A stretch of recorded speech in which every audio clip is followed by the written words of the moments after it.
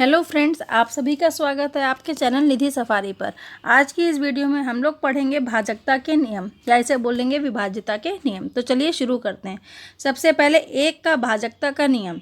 सभी पूर्णांक एक से विभाजित होते हैं। जैसा कि हम सभी जानते हैं कि एक के पहाड़े में सभी संख्याएं आती हैं, इसलिए शायद ही कभी किसी परीक्षा में पूछा जाए, फिर भी यदि पूछा जाए कि कौन सी ऐसी संख्या है जिसे सभी संख्याएं विभाजित होती हैं, तो आपका उत्तर होगा संख्या 1।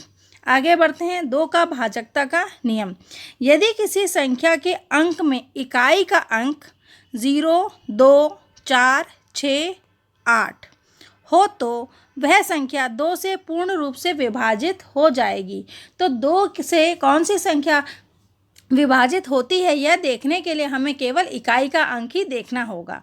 चलिए एक उदाहरण कर लेते हैं, जैसे कि 512 में इकाई का अंक क्या है? 2।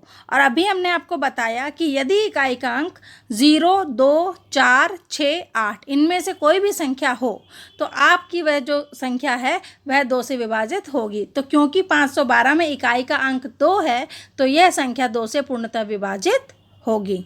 आगे बढ़ते हैं। 3 का भाजकता का नियम। यदि किसी संख्या के सभी अंकों का योग 3 से विभाजित हो जाए तो वह संख्या 3 से पूर्ण रूप से विभाजित हो जाएगी।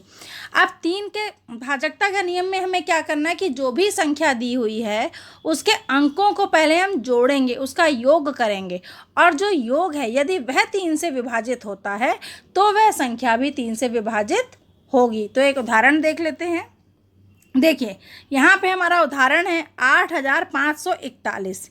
इस संख्या के हम सभी अंकों का योग कर लेते हैं। 8 + 5 + 4 + 1, तो जोड़ने पे हमारे पास आता है 18।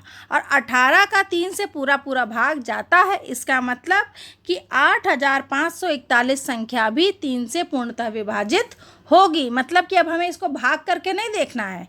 ये जो हम सूत्र सीख रहे हैं वो इसीलिए सीख रहे हैं कि हम संख्या को देख के ही बता सकें कि यह संख्या 3 से, 4 से, 2 से, जिससे भी पूछा जाए उससे विभाजित होती है या नहीं। अगला है 4 का भाजकता का नियम। यदि किसी संख्या के अंतिम 2 अंकों की संख्या में 4 का पूरा भाग जाता है तो वह संख्या 4 से विभाजित होगी। देखिए जब हमने 2 से विभाजित के लिए पढ़ा था तो हमने केवल इकाई का अंक देखा था, लेकिन जब हम 4 की बात करेंगे तो हम इकाई और दहाई इकाई और दहाई से जो संख्या बन रही होगी उसको देखेंगे कि क्या वह संख्या 4 से विभाजित होती है। यदि होती है तो हमें दी हुई जो संख्या होगी वह भी पूर्णतः 4 से विभाजित होगी। उदाहरण देख लेते हैं। हमारे पास उदाहरण है 40,832। ये आपको एक संख्या दी हुई है, तो यहाँ पे अंतिम 2 अंक हो गए इकाई और दहाई का मिला के 3 और 2 यानी कि 32। तो 32 जो है 4 से पूरा कट जाता है, पूरा भाग जाता है। इसका मतलब क्या हुआ? 40,832 यह जो हमें दी हुई संख्या है यह भी पूर्णतः 4 से विभाजित होगी। आगे बढ़ते हैं। 5 का भाजकता का नियम। यदि किसी संख्या के अंत में, यहाँ पे अंत लिखना छूट गया है, या कह सकते हैं कि इकाई में, ठीक है, यदि किसी संख्या के अंक में इकाई का अंक 0 या 5 हो तो उस संख्या में 5 का पूरा भाग जाएगा। तो जैसे कि 2 से विभाजकता के लिए हम क्या करते थे? इकाई का अंक देखते थे, वैसे ही 5 के लिए भी हम इकाई का अंक देखेंगे। यदि इकाई का अंक 0 हो या फिर 5 हो तो वह आपका 5 से विभाजित होगा ही होगा। देख लेते हैं उदाहरण के साथ। जैसे यहाँ पे है 39,085 रुपये, या 39,085 ये संख्या है, रुपए हो सकता है, कुछ भी हो सकता है। इस संख्या में इकाई का अंक है 5, तो इसलिए यह संख्या 39,085 आपकी 5 से विभाजित होगी। ठीक है, 39 नहीं है, 49 है। 1 मिनट। 5 का भाजकता का नियम। यदि किसी संख्या के अंक में इकाई का अंक 0 या 5 हो तो उस संख्या में 5 का पूरा भाग जाता है। मतलब कि 5 से संख्या विभाजित होती है या नहीं, उसके लिए हमें इकाई का अंक देखना पड़ेगा। तो उदाहरण देख लेते हैं। उदाहरण के लिए 49,085 संख्या में इकाई का अंक क्या है? 5। तो यह संख्या पूर्णतः 5 से विभाजित होगी, क्योंकि 5 से विभाजित होने के लिए आपका इकाई का अंक या तो 0 या 5 होना चाहिए। आगे बढ़ते हैं। 6 का भाजकता का नियम। यदि दी गई संख्या 2 व 3 दोनों से पूर्ण रूप से विभाजित हो जाती है तो वह संख्या 6 से भी पूर्ण रूप से विभाजित हो जाएगी। ठीक है, अब इसके लिए हम एक उदाहरण देख लेते हैं। इसको थोड़ा सा ऊपर कर दें, जगह मिले हम लोगों को। हाँ, देखिए एक संख्या ले लेते हैं। मान लीजिए कि हमने संख्या ली है 112। ठीक है, 112 हमने संख्या ली। तो सबसे पहले यह देखने के लिए कि यह संख्या 2 से विभाजित होती है या नहीं, हम देखेंगे इकाई का अंक। इकाई का अंक क्या है? 2। और हमने पढ़ा है यदि इकाई का अंक 2, 4, 6, 8 और 0 इनमें से कुछ भी हो तो वह संख्या 2 से विभाजित होती है। ठीक है, तो यह संख्या आपकी, हाँ तो देखिए यहाँ पे इकाई का अंक 2 है। तो जैसा कि मैंने बताया, यदि इकाई का अंक 2, 4, 6, 8, 0 में से कोई हो तो संख्या 2 से विभाजित होती है। तो यह तो क्लियर हो गया कि यह जो संख्या है यह 2 से विभाजित है। जो इसमें 2 और 3 से विभाजित का था चेक करना, तो 2 से विभाजित होती है। अब हमें 3 से चेक करना है। 3 से चेक करने के लिए संख्या का जो योग है, संख्या के अंकों का योग, वह 3 से विभाजित होना चाहिए। तो अब हम देख रहे हैं 1 + 1 + 2। यदि हम ऐसा करते हैं तो हमारे पास आएगा 1 और 1 2 और 2 और 2 मिला के 4। लेकिन 4 तो 3 से विभाजित नहीं होता है, इसलिए यह जो संख्या है 112 यह आपकी 6 से विभाजित नहीं होगी। लेकिन अगर यहाँ पे देखिए 112 की जगह अगर यहाँ पे होता 312 होता तो इकाई का अंक क्योंकि 2 है तो 2, 4, 6, 8, 0 ऐसा होने पे संख्या 2 से विभाजित होती है। इकाई का अंक 2 है तो यहाँ पे यह संख्या 2 से विभाजित होती। 3 के लिए संख्या का जो योग है वह 3 से विभाजित होना चाहिए। तो 312 में संख्याओं का जो योग बनेगा 3 + 1 + 2 ये बनता है 6। तो 6 जो है वह 3 से विभाजित है। तो 312 संख्या है यह आपकी 6 से विभाजित होगी। तो मुझे लगता है कि अब आपको उदाहरण से स्पष्ट हो गया होगा कि कैसे हम चेक कर पाएंगे कि संख्या 6 से विभाजित है या नहीं। उसके लिए हमें चेक करना पड़ेगा वह 2 से विभाजित हो रही है या नहीं, 3 से विभाजित हो रही है या नहीं। जब वह 2 और 3 दोनों से विभाजित होगी तब वह संख्या 6 से विभाजित होगी। तो चलिए अब हम लोग बढ़ते हैं आगे। अब आता है 7 का भाजकता का नियम।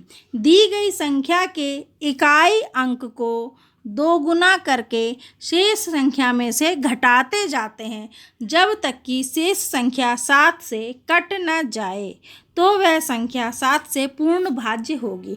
हो सकता है भाषा में ना समझ में आ रहा हो तो उदाहरण से समझते हैं। यहाँ पे क्या कहा गया? दी गई संख्या के इकाई अंक को क्या करना है? 2 गुना करना है और शेष संख्या से घटाते जाना है। कब तक घटाते जाना है? जब तक कि शेष संख्या आपकी 7 से न कट जाए। तो उदाहरण देख लेते हैं। आपके पास उदाहरण में संख्या है 16,807। तो यहाँ पे आपका इकाई का अंक हो गया है हमारा 7। तो 7 का हम करेंगे दुगना, जैसा कि यहाँ पे नियम में दिया है कि इकाई के अंक को करना है दुगना। 7 का दुगना हुआ 14 और इकाई के अंक को हटाते हुए जो बची हुई संख्या है यानी कि 1680, इसमें से हम 14 घटा देंगे। जब 1680 में से 14 घटाएंगे तो हमारे पास आ जाएगा 1666। अब फिर से हम देखेंगे इकाई का अंक। तो यहाँ पे आपका इकाई का अंक हो गया है 6, क्योंकि 1666 में इकाई का अंक क्या है? 6। अब हम 6 का दुगना कर देंगे जो कि होता है 12 और इकाई के अंक को हटा देंगे तो बचेगा 166। तो 166 में से अब हम 12 घटा देंगे तो हमें मिलेगा 154। ठीक है, अब 154 में इकाई का अंक क्या है? 4। 4 का दुगना करेंगे क्या हो जाएगा? 8। ठीक है, अब इकाई के अंक को हटा देते हैं। तो 154 में से 4 हटा दिए तो क्या बचा? 15। 15 में से हम घटाएंगे अब 8। तो 15 में से 8 घटाया तो क्या आया? 7। और जैसा कि हमने आपसे कहा था, हम ये प्रक्रिया जब तक करेंगे जब तक कि हमारे सामने ऐसी संख्या ना आ जाए जो 7 से विभाजित होती है। तो यहाँ पे हमारे पास 7 ही आ गया है, तो 7 तो आपका 7 से विभाजित ही होगा। तो इसलिए यह जो संख्या है 16,807, यह आपकी 7 से पूर्णतः विभाजित होगी। आगे बढ़ते हैं। 8 का भाजकता का नियम। जिस संख्या के अंतिम 3 अंकों की संख्या में 8 का भाग चला जाए तो वह संख्या भी 8 से विभाजित होगी। अगर आप याद करेंगे, जब हमने 2 से विभाजकता का नियम कहा था तो हम केवल इकाई का अंक देखते थे। जब हमने 4 से विभाजकता का नियम देखा तो हम इकाई और दहाई से बनने वाली संख्या को देखते थे। अब हम 8 की बात कर रहे हैं तो यहाँ पे इकाई, दहाई और सैकड़ा, है ना, मतलब संख्या के अंतिम 3 अंक से बनने वाली संख्या को देखते हैं। यदि उसमें 8 का भाग चला जाता है तो जो हमें संख्या दी हुई है वह 8 से विभाजित होगी। यहाँ पे देख लेते हैं उदाहरण, देखिए 34,152। यहाँ पे अंतिम 3 अंकों की संख्या है 152। 152 में 8 का पूरा भाग जाता है, इस कारण संख्या 34,152 भी 8 से पूर्ण रूप से विभाजित होगी। अब हम बात करते हैं संख्या 9 की। 9 का भाजकता का नियम। जैसे हमने 3 में पढ़ा था कि संख्या के जो अंक हैं उनका योग यदि 3 से विभाजित है तो संख्या भी 3 से विभाजित होगी। बिल्कुल वही नियम यहाँ लागू होता है कि जिस संख्या के अंकों का योग 9 से विभाजित हो जाए तो वह संख्या 9 से विभाजित होगी। जैसे संख्या है 2880, इसमें अंकों का योग करेंगे 2 + 8 + 8 + 0 तो हो जाता है 18, और 18 आपके 9 के पहाड़े में आता है, मतलब कि 18 में 9 का भाग जाता है, इसलिए यह संख्या 2880 9 से पूरी विभाजित हो जाएगी। आगे बढ़ते हैं। 10 का भाजकता का नियम। जिस संख्या के अंतिम अंक 0 होगा वह 10 से पूर्ण रूप से विभाजित होगी। यहाँ पे आपने एक चीज़ गौर की होगी, जब हमने 2 का कहा था, 2 से विभाजित होने वाली संख्या में भी इकाई का अंक 0 आता है, 5 वाले में भी इकाई का अंक 0 आता है, और 10 वाले में भी इकाई का अंक 0 आता है ना। तो कभी कभी आपके सामने ऐसी भी संख्या हो सकती है जो 2 से भी विभाजित हो, 5 से भी विभाजित हो और 10 से भी विभाजित हो। ऐसी कौन सी संख्या होगी जिसका जो अंतिम अंक है यानी इकाई का अंक है वह क्या है? 0 है। इकाई का अंक जिस संख्या का 0 होगा वह 2 से भी जाएगी, 5 से भी जाएगी और 10 से भी जाएगी। आगे बढ़ते हैं। 11 की बात करते हैं। 11 का भाजकता का नियम। दी गई संख्या के सम स्थानों के अंकों का योग और विषम स्थानों के अंकों का योग करके इनका अंतर यदि 0 आ जाए या 11 से विभाजित हो जाए तो वह संख्या 11 से विभाजित होती है। अब उदाहरण देख लेते हैं। यहाँ पे देखिए सम और विषम स्थान बोला है, हम इकाई की तरफ से गणना करना चालू करेंगे। ठीक है, यहाँ पे देखिए आपके सामने इन्होंने संख्या दी है 95,744। यहाँ पे सम स्थानों के अंक होंगे 5 + 4, ठीक है, और विषम स्थानों के अंक होंगे 9 + 7 + 4। क्योंकि इकाई के स्थान से हम गिनती शुरू करेंगे तो इकाई वाला 4 का स्थान हो गया पहला, फिर सैकड़ा 7 हो गया दूसरा, मतलब कि तीसरा, और जो 9 है आपका ये हो जाएगा 5वां। तो ये हो गए विषम स्थान। और सम स्थान की बात करें तो दहाई वाला 4 हो गया दूसरे नंबर पे और 5 आपका हो गया चौथे नंबर पे। तो ये आपके हो गए सम स्थान। ठीक है, सम और विषम तो संख्याएं हमने पढ़ी ही हैं। अब हमने क्या किया, सम स्थान के अंकों का जोड़ कर लेंगे और विषम स्थान के अंकों का जोड़ कर लेंगे।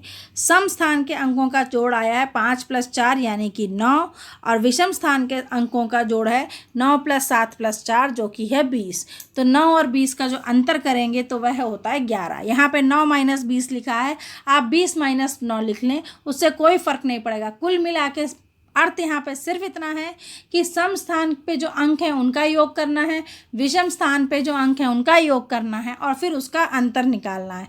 यदि अंतर 0 आता है या ऐसी संख्या आती है जो 11 से विभाजित होती है तो जो संख्या आपको दी हुई होगी वह 11 से पूर्ण रूप से विभाजित होगी। यहाँ पे हम देख रहे हैं कि 20 में से 9 घटाया आपके पास आया 11, और 11 जो ये अंतर आया है यह पूरा 11 से विभाजित होता है। तो जो आपको संख्या दी गई थी 95,744, यह भी 11 से पूर्णतः विभाजित होगी। आगे बढ़ते हैं। वैसे तो देखिए बच्चों, परीक्षा में सिर्फ इतना ही पूछा जाएगा, 11 से ऊपर कभी पूछा नहीं जाता है। फिर भी आप लोगों की सहूलियत के लिए मैं और भी आगे की संख्याओं की भाजकता का नियम आपसे शेयर कर रही हूँ। आगे देखिए, 12 का भाजकता का नियम, जो संख्या 3 व 4 से पूर्ण रूप से विभाजित हो जाए वह 12 से भी विभाजित हो जाएगी। जैसे मैंने संख्या 6 के लिए करके आपको दिखाया था कि 2 से भी विभाजित हो और 3 से भी विभाजित हो, 6 से विभाजित होगी। उसी प्रकार से 12 के लिए आप चेक करेंगे, संख्या का योग 3 से विभाजित होना चाहिए और संख्या के इकाई और दहाई से मिलने वाला जो अंक है, यदि वह संख्या आपकी 4 से विभाजित हो तो पूरी दी हुई संख्या आपकी 3 और 4 यानी कि 12 से विभाजित हो जाएगी। ठीक है। इसके बाद आता है 13 का भाजकता का नियम। दी गई संख्या के इकाई के अंक को 4 गुना करके शेष संख्या में जोड़ देते हैं। देखिए, जब हम 7 के भाजकता का नियम कर रहे थे वहाँ हम घटा रहे थे, यहाँ पे हमें जोड़ना है। इस तरीके से भी आप रिलेट कर सकते हैं। और 7 के भाजकता के नियम में हम दुगना कर रहे थे, लेकिन यहाँ पे हमें 4 गुना करना है। और यहाँ पे यही प्रक्रिया को दोहराते हुए अंत में बची संख्या यदि 13 से भाज्य है तो संख्या भी 13 से भाज्य होगी। अब हम उदाहरण देख लेते हैं। उदाहरण है 11,648। ठीक है। यहाँ पे इकाई का अंक है 8 और इसका 4 गुना होता है 32, 800 के 32। अब हम 8 को हटा देंगे तो हमारे पास बचेगा 1164। इसमें हमने 32 को जोड़ दिया तो अब आया 1196। ठीक है। अब यहाँ पे इकाई का अंक है 6, 6 का 4 गुना करेंगे तो होता है 24। तो अब क्या करेंगे, 119 में, क्योंकि इकाई का अंक तो हटा देंगे, 24 जोड़ेंगे तो होता है 143। इसके बाद 143 में इकाई का अंक है 3, 3 का 4 गुना करेंगे तो हो जाएगा 12। तो 14 में 12 जोड़ेंगे जो कि आएगा 26। अब यह जो 26 है यह आपका 13 से विभाजित होता है पूरी तरीके से। तो जो आपको दी हुई संख्या थी 11,648, यह भी 13 से पूर्णतः विभाजित होगी। आगे बढ़ते हैं। अब है हमारा 14 का भाजकता का नियम। जो संख्या 2 व 7 से भाज्य होगी वह 14 से भी विभाजित हो जाएगी।